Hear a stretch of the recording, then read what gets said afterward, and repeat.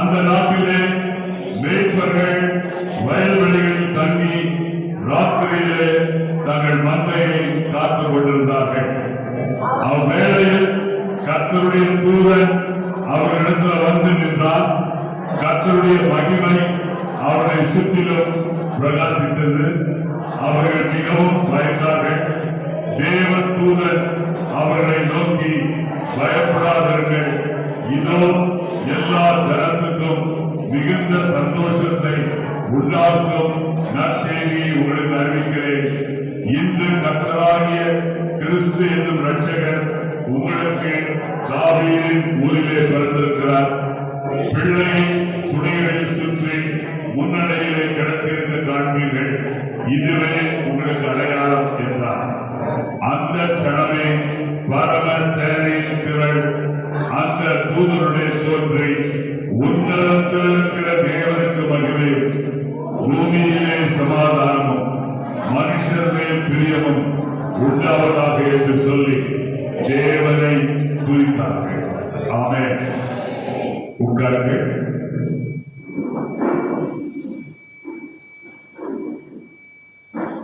இப்பொழுது நாம் லூக்கா எழுதின சுவிசேஷம் 2ஆம் அதிகாரம் 10ஆம் வசனத்தை வாசிக்க கேட்போம். தேவதூதன் அவர்களை நோக்கி, பயப்படாதீர்கள், இதோ எல்லா ஜனத்துக்கும் மிகுந்த சந்தோஷத்தை உண்டாக்கும் நற்செய்தியை உங்களுக்கு அறிவிக்கிறேன். கர்த்தருக்குள் அருமையானவர்களே, தேவதூதன் மேய்ப்பர்களை பார்க்கிறார். மேய்ப்பர்களை தேவதூதன் பிதாவாகிய தேவனால் தேவனுடைய ஆழ்த்தத்துவத்தில் இருக்கிற 2வது நபராயிருக்கிற இயேசு கிறிஸ்துவினால் பரிசுத்த ஆவியினால் முதலாவதாக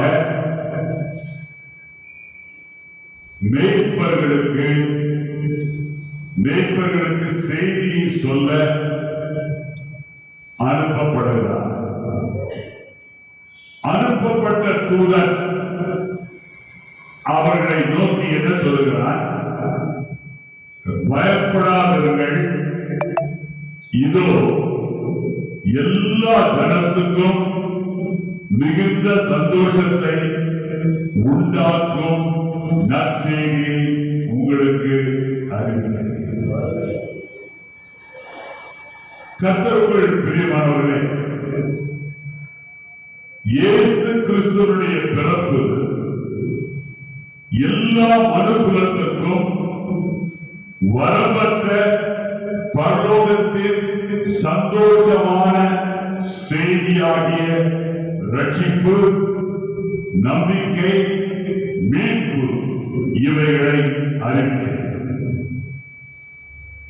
இன்றைக்கு உலகத்தில் வாழ்கிற மனிதனுக்கு எந்த செய்தி சந்தோஷமான நற்செய்தி?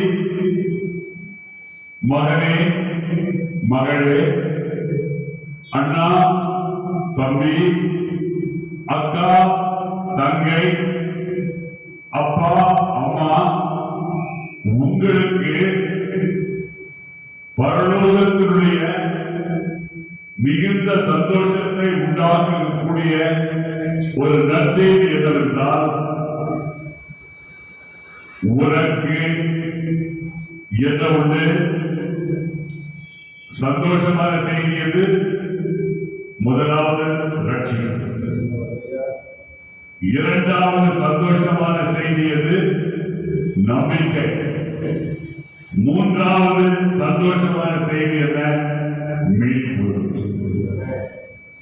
இந்த செய்தியை தான் இந்த வசனம் நமக்கு அறிவிக்கிறது. கர்த்தருக்குள் அருமையானவர்களே, கிறிஸ்துமஸ் பண்டிகை காலமானது மிகவும் அதிகமானது. காரணம் என்னவென்றால் எங்கு பார்த்தாலும் கொண்டாட்டங்கள், எங்கு பார்த்தாலும் ஜோடிப்புகள், எங்கு பார்த்தாலும் உலகம் முழுவதும் நல் பிரியத்தினால் நிரம்பி காணப்படுகிறது.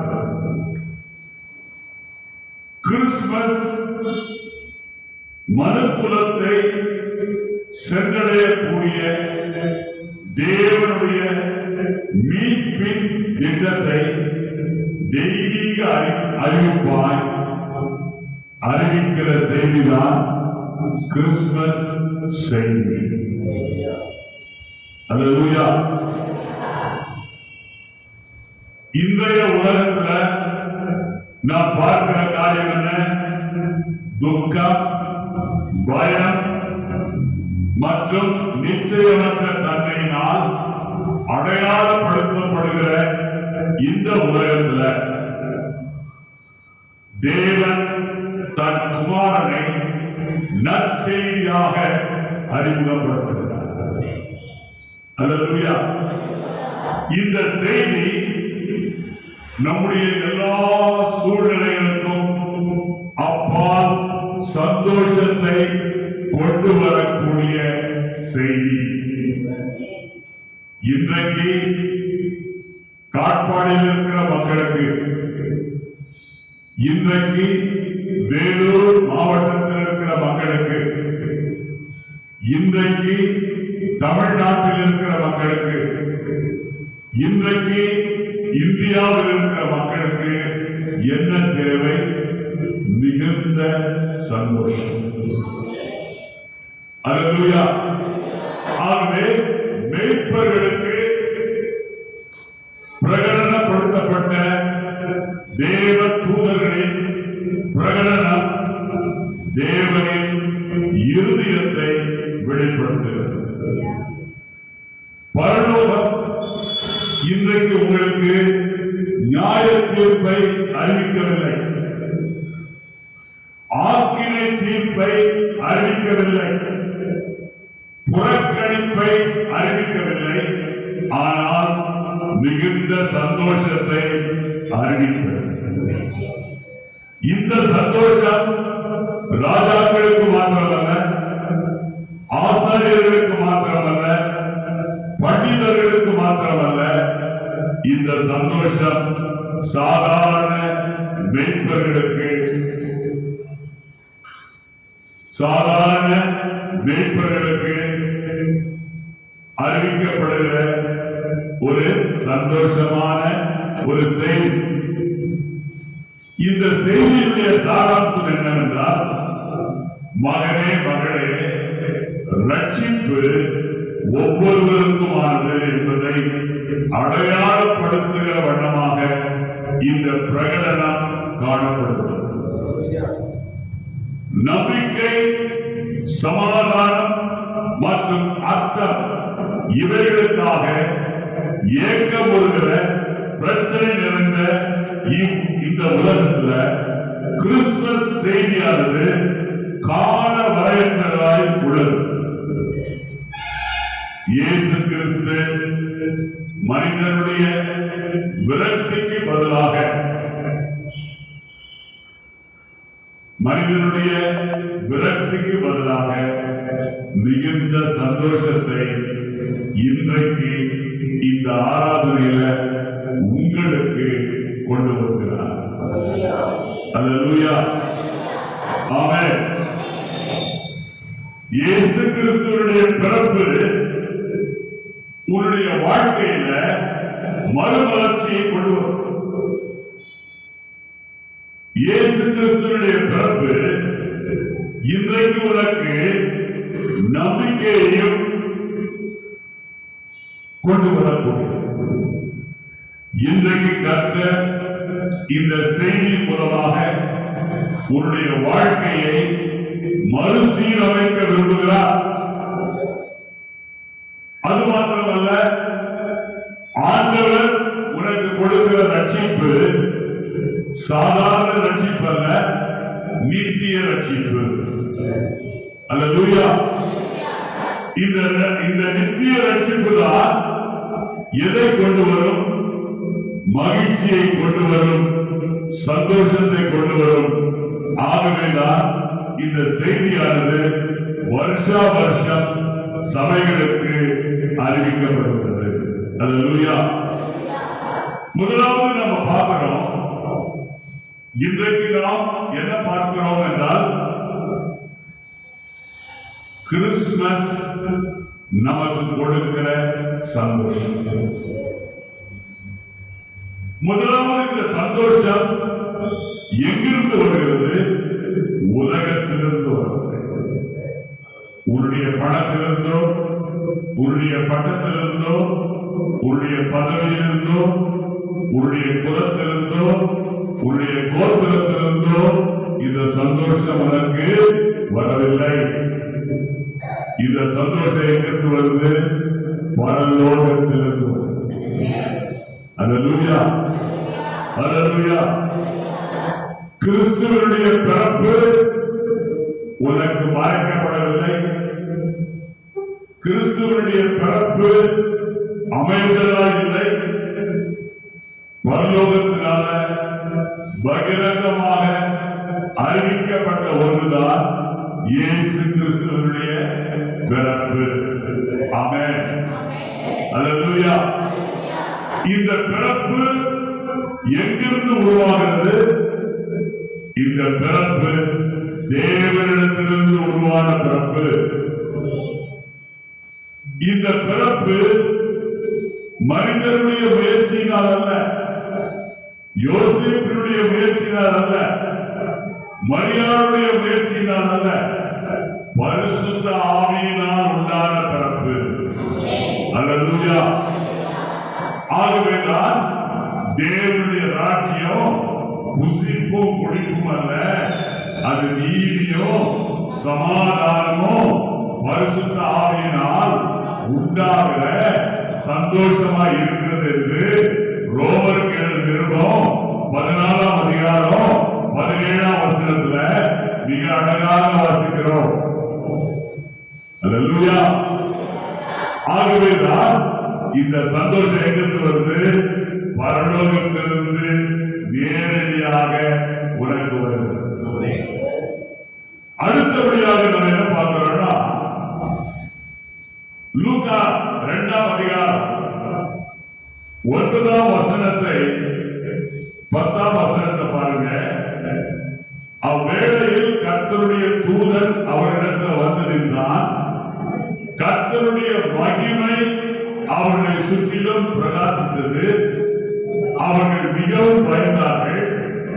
தேவதூதன் அவர்களை நோக்கி, பயப்படாதிருங்கள், இதோ எல்லா ஜனத்துக்கும் மிகுந்த சந்தோஷத்தை உண்டாக்கும் நற்செய்தியை உங்களுக்கு அறிவிக்கிறேன். இந்த வாசிக்கப்பட்ட வசனத்துல நம்ம பார்க்கிற காரியம் என்ன? இந்த பரலோகத்திலிருந்து வந்த சந்தோஷம் மெய்ப்பர்களுக்குள்ளே இருந்த பயத்தை மேற்கொண்டது.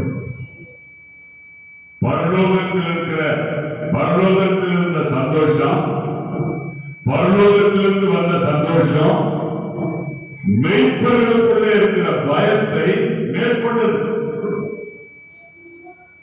கர்த்தருடைய மகிமை மெய்ப்பர்களை சுற்றிலும் பிரகாசித்த பொழுது மெய்ப்பர்கள் பயத்தினால் பீடிக்கப்பட்டிருந்தார். ஆகிலும் தேவதூதன் என்ன செய்தார்? சடுதியிலே பயத்திற்கு மாறாக சந்தோஷத்தை அவர்களுக்கு அளித்தார். தெய்வீக சந்தோஷம் பயங்கரத்தையும் நிச்சயமற்ற தன்மையையும் விரட்டிவிடும் என்பதை இந்த வசனங்கள் நமக்கு காண்பிக்கின்றன.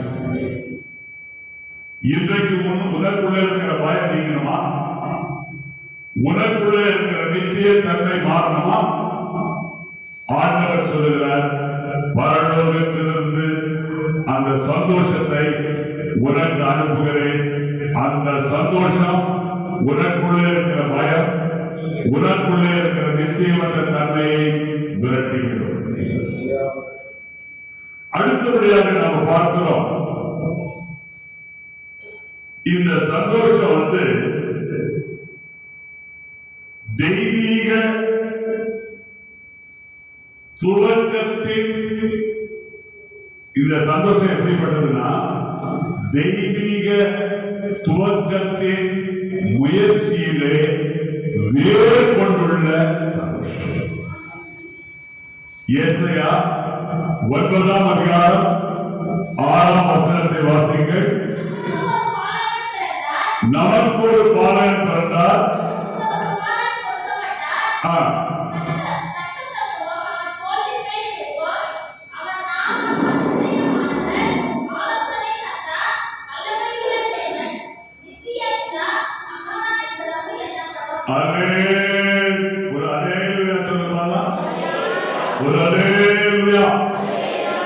காரணம் என்னன்னா, நம்ம என்ன பார்க்கிறோம்னா தெய்வீக முயற்சியினால சந்தோஷம் வேர் கொண்டுள்ளது. தெய்வீக முயற்சியினால சந்தோஷம் வேர் கொண்டுள்ளது. எதுல சந்தோஷம்? அதிசயத்துல சந்தோஷம். இந்த பாலகன் எப்படிப்பட்டவர்? அதிசயமான. இந்த சந்தோஷம் எதிர மேற்கொண்டுள்ளது? அவர் ஆலோசனை கர்த்தா. அதுல இந்த சந்தோஷம் மேற்கொண்டது. அது மாத்திரமல்ல, இவர் என்ன பண்ணவர்? உன்னுடைய வாழ்க்கையில வல்லமை உள்ள தேவனாக விளங்குகிறார். அதுல இந்த சந்தோஷம் மேற்கொண்டிருக்கிறது. அது மாத்திரமல்ல, உனக்கு உலக பிரகாரமான தகப்பன்மார் உனக்கு நித்தியமானவர்கள் அல்ல. இந்த இயேசு கிறிஸ்து ஆகிய பாலகன் என்ன சொல்றாருன்னா, நான் தான் உனக்கு நித்திய பிதா. அல்லேலூயா. தகப்பனற்ற உனக்கு, தாயற்ற உனக்கு நான் தான் நித்திய பிதா என்று சொல்லி ஆண்டவர் இந்த நித்திய பிதா என்கிற உறவுல சந்தோஷத்தின் வேரை நமக்கு காண்பித்தார். அல்லேலூயா. அது மாத்திரமல்ல, ஆண்டவர் என்ன சொன்னாரு? மகனே மகளே, உனக்கு சமாதானம் இல்லையா? நான் யார் தெரியுமா? நான் தான் சமாதான பிரபு. இந்த சமாதான பிரபுவுக்குள்ள நீ எதிர்பார்க்கிற, நீ வாஞ்சிக்கிற, நீ விரும்புகிற சந்தோஷம் வேறு கொண்டுள்ளது. ஆகவேதான் கர்த்தருடைய பிள்ளையே, மனுக்குலம் சந்தோஷத்துக்கு தகுதி உள்ள மனுக்குலம் அல்ல. ஏன்னா மனுஷன் எப்படிப்பட்டவனா இருக்கிறான்? தேவனை விட்டு பிரிந்து வாழ்கிறான், தேவனை புறக்கணிக்கிறான், தேவனுக்கு விரோதமாக பாவம் செய்கிறான். ஆனால் தகுதியற்ற மனு குலத்துக்கு சந்தோஷம் வேணும்னா சந்தோஷம் வருமா? வராது. ஆனா ஆண்டவர் தகுதியற்ற மனு குலத்தை சந்தோஷம் இல்லாமல் விட்டுவிடவில்லை. அவர் என்ன பண்ணார்னா முயற்சி எடுத்தார். என்ன முயற்சி எடுத்தார்? தம்முடைய குமாரனை பாலகனாக இந்த உலகத்துக்கு அனுப்பினார். ஏன் அனுப்பினார்? தேவனுடைய அன்பினார். ஏன் அனுப்பினார்? தேவனுடைய அன்பினாலே அந்த அன்புக்கு ஈவாக தம்முடைய குமாரன் மூலமாய் ரட்சிப்பை இயேசு கிறிஸ்து மனிதனிலே துவங்கினார். ஏன் ரட்சிப்பு வேணும்? தேவாதி தேவனோடு கர்த்தாதி கர்த்தரோடு ஒருவராய் பெரிய அதிசயங்களை செய்கிறவரோடு உனக்கு உறவு ஏற்படும். பாவம் உனக்கு முன்பாக இருக்கிற வரைக்கும், பாவம் தடுப்பு சுவராய் இருக்கிற வரைக்கும் உனக்கு தேவனோடு உறவே கிடையாது. ஆண்டவர் உனக்கு என்ன சந்தோஷத்தை கொடுக்க விரும்புகிறார்? ரட்சிப்பின் சந்தோஷம். அல்லேலூயா, ஆமென். இந்த சந்தோஷத்தை யார் மூலமாய் அறிவிக்கிறார்? தேவன் தேவ தூதர்கள் மூலமாய் அறிவிக்கிறார். லூக்கா எழுதின சுவிசேஷம் 2ஆம் அதிகாரம் 13-16 வாசிங்க.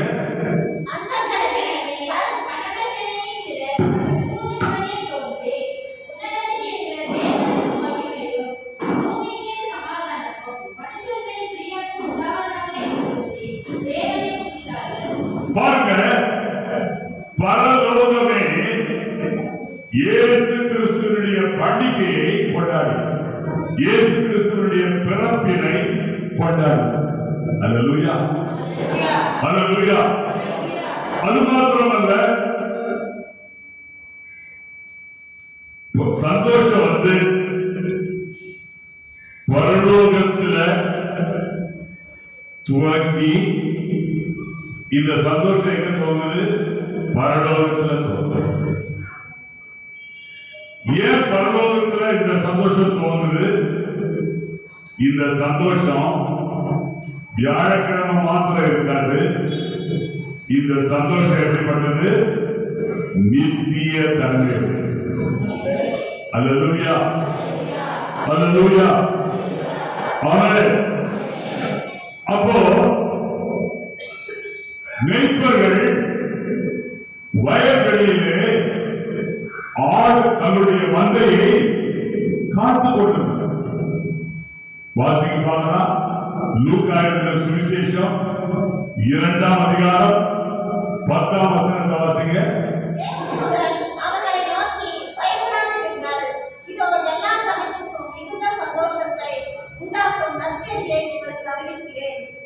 பாருங்க, இந்த நற்செய்தியை மேய்ப்பர்கள் முழுவதுமாக கிரகித்துக் கொள்வதற்கு முன்பதாகவே சந்தோஷத்தின் செய்தியை மேய்ப்பர்கள் பெற்றுக்கொண்டனர்.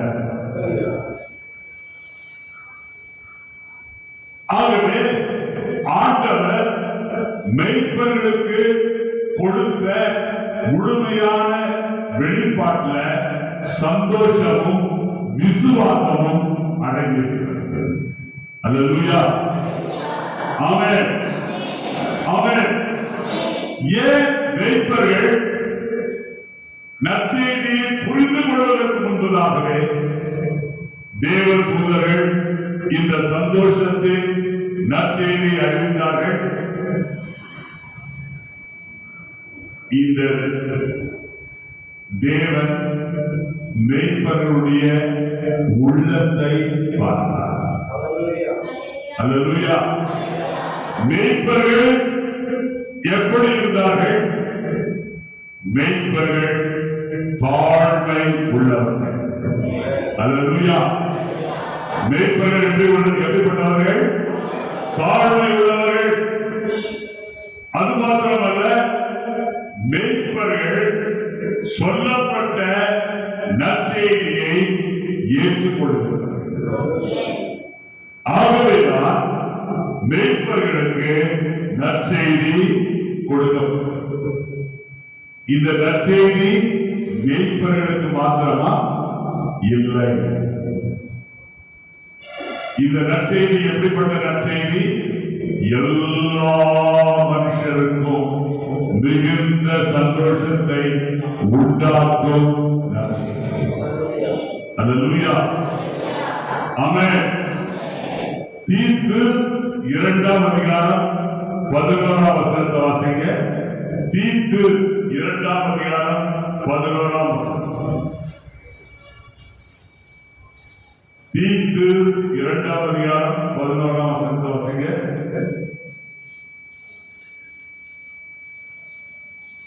இருநூற்றி 96ஆம் பக்கம்.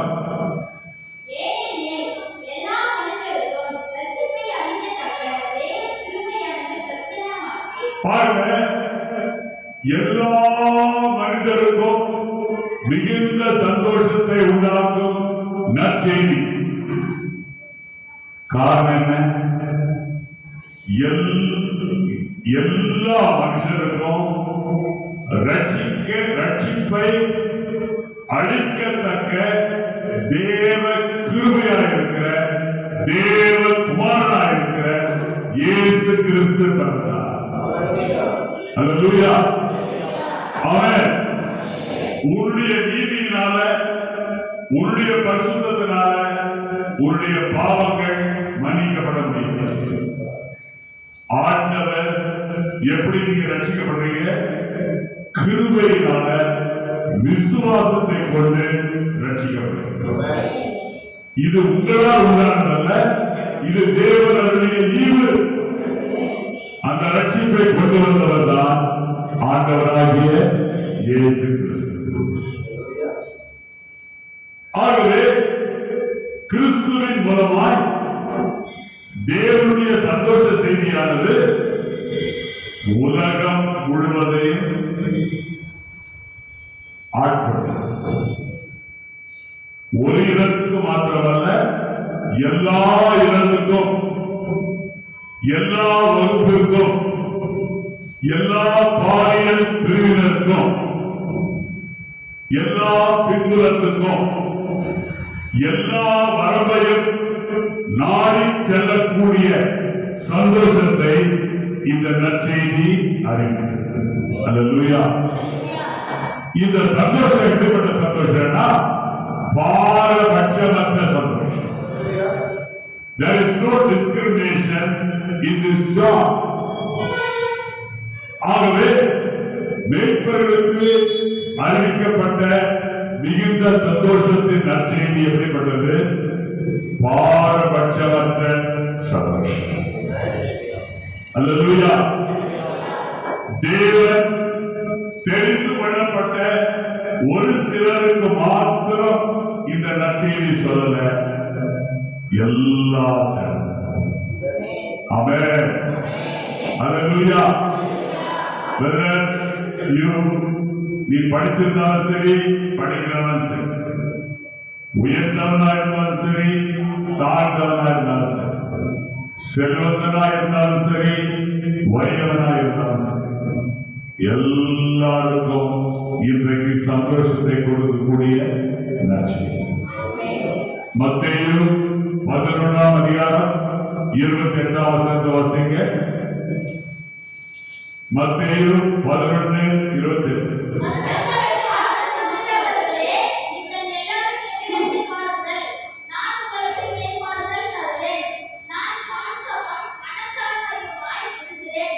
பாருங்க, பாவத்தினால, வேதனையினால பாரப்பட்டவர்களுக்கும் நம்பிக்கையற்றவர்களுக்கும் சந்தோஷத்தை கொண்டு வரக்கூடிய நற்செய்தியாக இந்த இயேசு கிறிஸ்து இந்த பூமிக்கு வந்தார். இன்றைக்கு மனிதனுக்கு என்ன தேவை? இளைப்பாறுதல். இளைப்பாறுதலை இயேசு கிறிஸ்து இந்த பூமிக்கு கொண்டு வந்தார். அது மாத்திரமல்ல, ஆண்டவராகிய இயேசு கிறிஸ்து பெத்லகேமிலே பாலகனாக ஏன் பிறந்தார்? மனிதன் புதுப்பிக்கப்பட வேண்டும். அல்லேலூயா. மனிதன் என்ன செய்ய வேண்டும்? புதுப்பிக்கப்பட வேண்டும். லூக்கா 2ஆம் அதிகாரம் 8ஆம் வசனத்தை வாசியுங்கள்.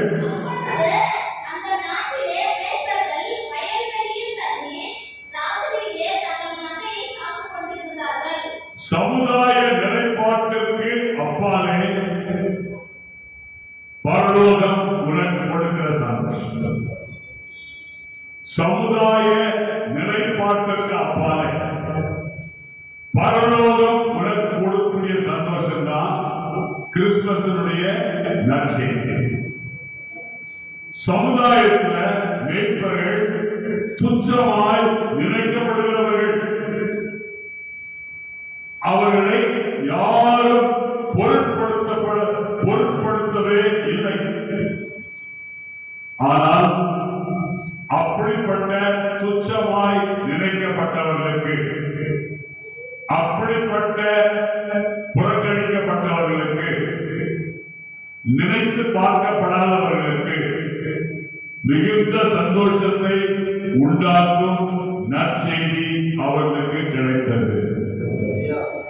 தேவன் இந்த ஆலயத்தில் இருக்கிற எல்லா ஆத்துமாக்களையும் சமமாய் கருதுகிறார். அல்லேலூயா, ஆமென், ஆமென்.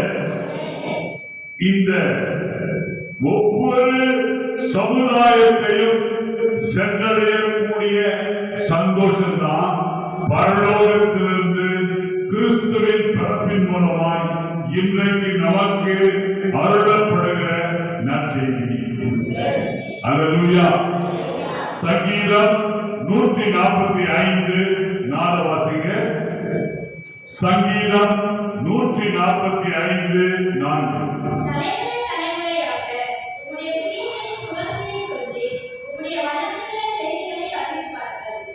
தலைமுறையா இந்த சந்தோஷம் எப்படிப்பட்ட சந்தோஷம் தெரியுமா? தலைமுறையாக. ஆமென். இப்போ உதாரணத்துக்கு நம்ம பார்க்கிறோம், லூக்கா 19ஆம் அதிகாரம் 1-10 வரைக்கும் பாருங்க. அதுல முக்கியமா ஒரு வசனத்தை பாருங்க. லூக்கா 19ஆம் அதிகாரம், ஆமென், 6ஆம் வசனத்தை வாசிங்க.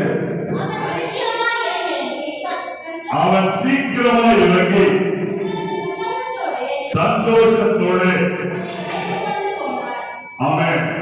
பாருங்க, இயேசு கிறிஸ்து உன்னுடைய கடந்த கால வாழ்க்கை மோசமாய் இருந்தாலும், உன்னுடைய கடந்த கால வாழ்க்கை ஆண்டவருக்கு பிரியமில்லாத வாழ்க்கையாக இருந்தாலும், ஒரு தனிப்பட்ட நபருக்குள்ள அவர் என்ன செய்கிறார்? ரட்சிப்பின் மூலமாய் சந்தோஷத்தை கொண்டு வருகிறார். அல்லேலூயா, அல்லேலூயா. ஆகவே சகேயு இயேசுவை சந்திக்கிற வரைக்கும் அவருடைய வாழ்க்கையில சந்தோஷமே இல்லை. பணம் ஏராளமா இருந்துச்சு, பதவி இருந்துச்சு, ஆயிரக்காரர்களுக்கு தலைவர். ஆனா பதவியோ பணமோ அவனுக்கு சந்தோஷத்தை கொடுக்கல. ஆனா இயேசு கிறிஸ்துவை அவன் சந்தித்த பொழுது, இயேசு கிறிஸ்து, நீ தனிமையில் இருக்கிற ஆள், எல்லாரும் புறக்கணிக்கப்பட்டவன், எல்லாரும் வெறுக்கப்பட்டவன், நீ ஒரு மகா பாவி, ஆனாலும் உனக்குள்ளே ரட்சிப்பை கொண்டு வருகிறேன். காரணம் என்னன்னா, உன் வாழ்க்கையில முதல் முறையா உனக்கு சந்தோஷம் வேணும். அந்த சந்தோஷத்தை நான் இன்றைக்கு உனக்கு தருகிறேன். அதனாலதான் இயேசு சொல்றாரு, இன்றைக்கு இந்த வீட்டுக்கு ரட்சிக்கும். ரட்சிப்போட என்ன வந்துச்சு? சந்தோஷம். ஆமென், அல்லேலூயா. ஆகவே கர்த்தருக்குள் பிரியமானவர்களே, இயேசு கிறிஸ்துவினுடைய பிறப்பு உனக்கு என்ன சொல்லுகிறது? சந்தோஷத்தை தேடி குடிக்காத, சந்தோஷத்தை தேடி போதை வஸ்துக்களை யூஸ் பண்ணாத, சந்தோஷத்தை தேடி பாலியல் இச்சையில ஈடுபடாத, சந்தோஷத்தை தேடி சினிமாவை பார்க்காதே. சந்தோஷம் யாரிடத்துல உண்டு? எதிரே உண்டு. சந்தோஷம் கிறிஸ்துவில் மாத்திரமே உண்டு. அல்லேலூயா, ஆமென். உனக்கு ஏராளமான பொருட்கள் நீ ஏராளமான சம்பளத்தை சம்பாதிக்கலாம், ஆயிரக்கணக்கான பணம் பாக்கெட்ல வரும். ஆனா இதெல்லாம் உனக்கு சந்தோஷத்தை கொடுக்காது. நிஜமான சந்தோஷம் எது இருக்குது? ஆண்டவராகிய இயேசு கிறிஸ்து. அல்லேலூயா. ஆகவே கர்த்தருக்கு நன்மையானவர்களே, தாவீது என்ன சொல்றாரு? சங்கீதம் 51:12 என்ன வாசிக்கிறோம்? ரட்சிப்பின் சந்தோஷத்தை திரும்பவும் எனக்கு தந்து உற்சாகமான ஆவி என்னை காக்கும்படி செய்யும். காரணம் என்ன? தாவீதுக்கு ஏதாவது குறைவா இருந்துச்சா? ஒண்ணு இல்ல. தாவீது உட்கார்ந்தது யானை தந்தத்தினால் செய்யப்பட்ட சிங்காசனம். அந்த சிங்காசனத்தின் மேல பொதினாலே பாவப்பட்ட சிங்காசனம். தாவீதுடைய அரண்மனை கேது மரத்தினாலே செய்யப்பட்ட அரண்மனை. தாவீதுக்கு ஏராளமான ஆடுகள், ஏராளமான கழுதைகள், ஏராளமான பொன், ஏராளமான வெள்ளி எல்லாம் இருந்துச்சு. ஆனா தாவீது என்ன சொல்றாரு? ரட்சிப்பின் சந்தோஷத்தை திரும்பவும் எனக்கு தான். அல்லேலூயா. ஆமென். கர்த்தருக்கு நன்மையானவர்களே, மத்தேயு 5ஆம் அதிகாரம் 16ஆம் வசனத்தை வாசிங்க.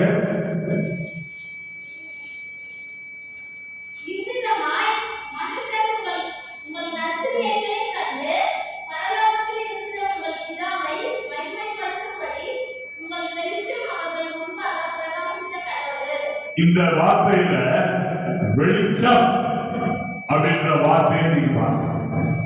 அந்த வெளிச்சம் என்கிற வார்த்தைக்கு என்ன? ரட்சிப்பினால், தேவ வசனத்தினால் உனக்கு கிடைத்த சந்தோஷம். ரட்சிப்பினால், தேவ வசனத்தினால் உனக்கு கிடைத்த சந்தோஷம் தான் இந்த வெளிச்சம். அப்போ ரட்சிக்கப்பட்டவர் தேவ வசனத்தை இருதயத்தில் வைத்திருக்கிறவனுக்கு அந்த சந்தோஷம் எப்படி இருக்கும்? மற்றவர்களோடு கூட பகிர்ந்து கொள்ளக்கூடிய சந்தோஷமாயிருக்கும். அல்லேலூயா. இந்த சந்தோஷம் எப்படி மாறுது? ஒரு சாட்சியா. இந்த சந்தோஷம் எப்படி மாறுதுங்க? ஆமென். ஆகியவர்தான் சங்கீதக்காரர் சொல்றாரு, மகிழ்ச்சியோடு கர்த்தருக்கு ஆராதனை செய்து ஆனந்த சத்தத்தோட அவர் சந்நிதி முன் வாருங்கள். கர்த்தருடைய பிள்ளையே, இந்த செய்தியினுடைய கடைசி பகுதியில் இருக்கிறோம். உனக்குள்ளே பயம் இருக்குதா? உனக்குள்ள நிச்சயமற்ற வாழ்க்கை இருக்குதா? என் வாழ்க்கை எப்படி இருக்க போதோ, என் வாழ்க்கை நிறையற்ற வாழ்க்கையா இருக்குது, குழப்பமா இருக்கிறது, நான் தனிமையை உணர்கிறேனே, பயத்தினால பிடிக்கப்பட்டிருக்கிறேனே என்று இந்த நாள்ல நீங்க யோசிக்கிறீங்களா? ஆண்டவர் சொல்றாரு, இயேசு ராஜா வந்திருக்கிறார். அல்லேலூயா. எல்லாரும் என்ன செய்வோம்? கொண்டாடுவோம். ஆமென். இயேசு ராஜா வந்திருக்கிறதுனால நம்ம என்ன செய்ய போறோம்? கூப்பிடுவோம். கூப்பிடு நீ. உனக்கு என்ன சொல்றாரு? இன்றைக்கு வந்திருக்கிற இயேசு ராஜா பாலனா வரல, பெரிய இயேசுவா வந்திருக்கிறார். இந்த உலகத்தில் இருக்கிறவர்களும் எனக்கு இருக்கிறவர் எப்படிப்பட்டவர்? பெரியவர். அல்லேலூயா. ஆமென். கூப்பிடு நீ அது கொடுப்பார் குறைகளெல்லாம் நிறைவாக்குவார் கூப்பிடுவி அது கொடுப்பார் குறைகளெல்லாம் நிறைவாக்குவார் உண்மையாக தேடுவரின் உள்ளத்தில் வந்திடுவார் உண்மையாக தேடுவரின் உள்ளத்தில் வந்திடுவார் கொண்டாடுவோம் கொண்டாடுவோம் கவலைகள் மறந்து நாம் பாடுவோம் கொண்டாடுவோம் கொண்டாடுவோம் கவலைகள் மறந்து நாம் பாடுவோம் இயேசு ராஜா வந்திருக்கிறார் எல்லோரும் கொண்டாடுவோம் ஓ கைதட்டி நாம் பாடுவோம். யாருக்கு மிகுந்த சந்தோஷம் வேணும்?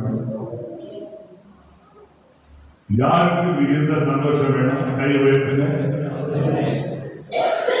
கையை உயர்த்துங்க. எல்லாரும் எழுதிடுங்க.